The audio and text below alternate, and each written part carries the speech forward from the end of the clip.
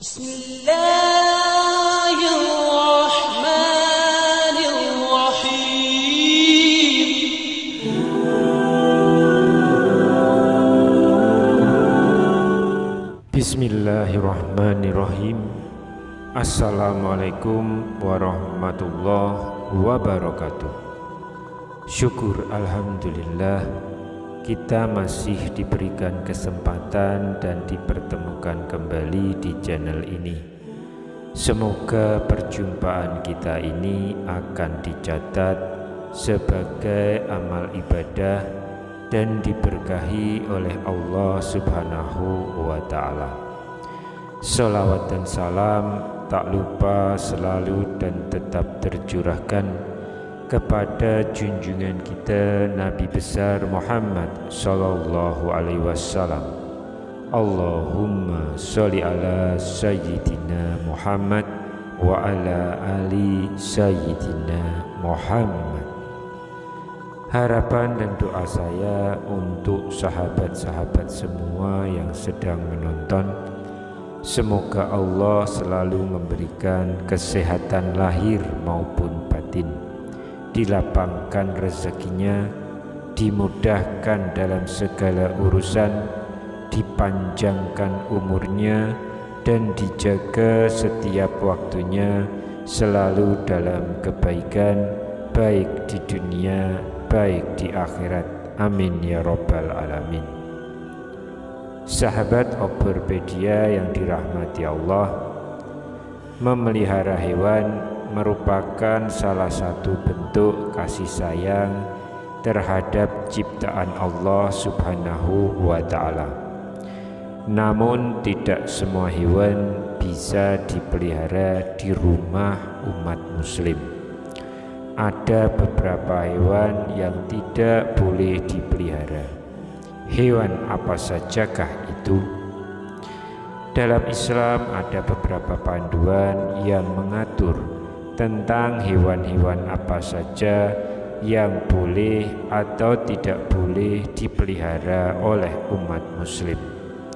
Agama Islam memiliki ketentuan khusus terkait dengan jenis-jenis hewan yang dianggap haram atau dilarang untuk dipelihara. Dan berikut ini adalah 6 hewan yang dilarang dalam Islam untuk dipelihara. Yang pertama adalah anjing. Hewan pertama yang tidak boleh dipelihara dalam Islam adalah anjing. Hal ini disebabkan karena air liur anjing dianggap sebagai najis. Rasulullah Shallallahu Alaihi Wasallam bersabda dalam sebuah hadis diriwayatkan dari Ibnu Umar bahwa Nabi Muhammad Shallallahu Alaihi Wasallam bersabda, barang siapa yang memelihara anjing selain anjing ternak dan anjing berburu, maka berkuranglah setiap hari daripada pahala perbuatannya 2 qirot. Hadis riwayat Bukhari dan Muslim. Selain itu diriwayatkan dari Abu Hurairah radhiyallahu an, ia berkata Rasulullah sallallahu alaihi wasallam bersabda, barang siapa yang memelihara anjing kecuali anjing untuk mencegah ternak berburu dan bercocok tanam, maka pahalanya akan berkurang setiap 1 hari sebanyak 1 qirot. Hadis riwayat Muslim dan Abu Daud. Rasulullah SAW dalam satu hadis lain juga pernah mengatakan, malaikat Jibril datang kepadaku, kemudian ia berkata kepadaku sebagai berikut, tadi malam saya datang kepadamu, tidak ada apapun yang menghalang-halangiku untuk masuk kecuali karena di pintu rumahmu ada patung dan di dalamnya ada gorden yang bergambar, dan di dalam rumah itu ada pula anjing. Oleh karena itu, perintahkanlah supaya kepala patung itu dipotong untuk dijadikan 2 bantal yang diduduki. dan perintahkanlah anjing itu supaya dikeluarkan.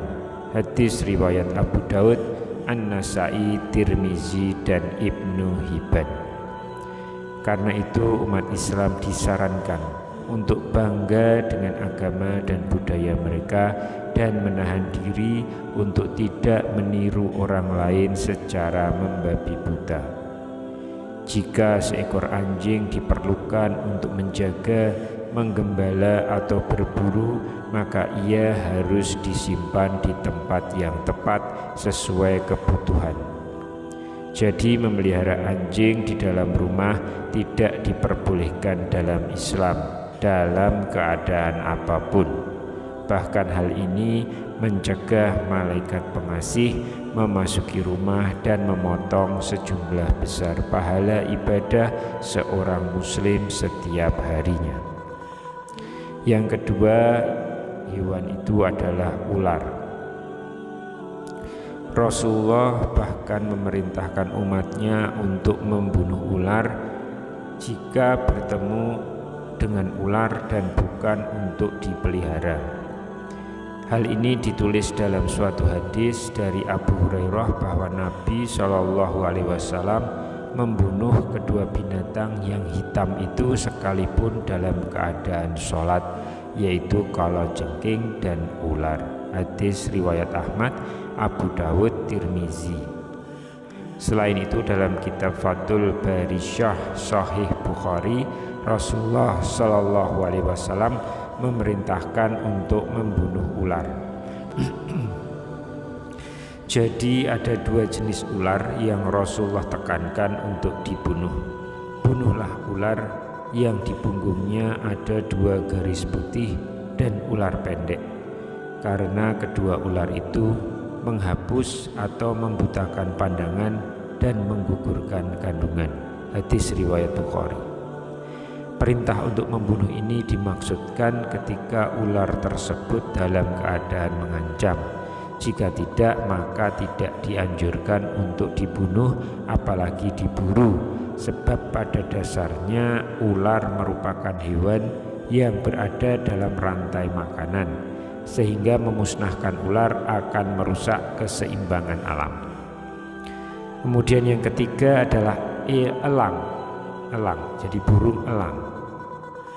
Selain merupakan hewan yang harus dilestarikan, elang juga termasuk burung pemangsa dalam siklus rantai makanan. Jadi membunuh atau memburunya akan menyebabkan ketidakseimbangan ekosistem. Selain itu, burung-burung termasuk elang juga umat dan hamba Allah Subhanahu wa Ta'ala, sehingga kita dilarang untuk memelihara, membunuh atau memburunya. Hal ini sejalan dengan firman Allah dalam surat Al-An'am ayat ke-38. Dan tiadalah binatang-binatang yang ada di bumi dan burung-burung yang terbang dengan kedua sayapnya, melainkan umat juga seperti kamu. Lalu yang keempat adalah hamster. Hamster dalam bahasa Arab dikenal dengan qidat. Jadi hewan ini memiliki kemiripan dengan tikus. Ini menguatkan keyakinan bahwa hewan ini adalah salah satu genre tikus. Apalagi ada penelitian yang menunjukkan bahwa ada 86 genre tikus yang mencakup 720 spesies. Karena hamster termasuk jenis tikus, maka tidak boleh dibeli atau dipelihara sebagai hewan peliharaan, karena sunahnya menetapkan bahwa tikus harus dibunuh baik di dalam maupun di luar batas Al-Haram atau Mekah. Hal ini dikarenakan tikus termasuk hewan yang najis dan kotor.